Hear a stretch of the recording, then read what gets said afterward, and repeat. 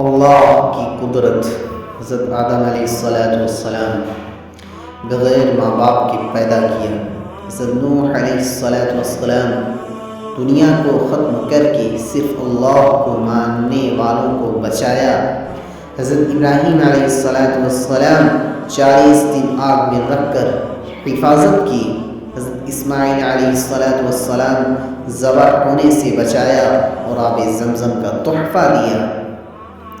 حضرت یونس علیہ السلام 40 دن مچھلی کے پیٹ میں رکھ کر حفاظت کی۔ حضرت زکریا علیہ السلام بڑھاپے میں بیٹا ہونے کی خوشخبری سنائی۔ حضرت داؤد علیہ السلام لوہے کو موم کی طرح نرم کر دیا۔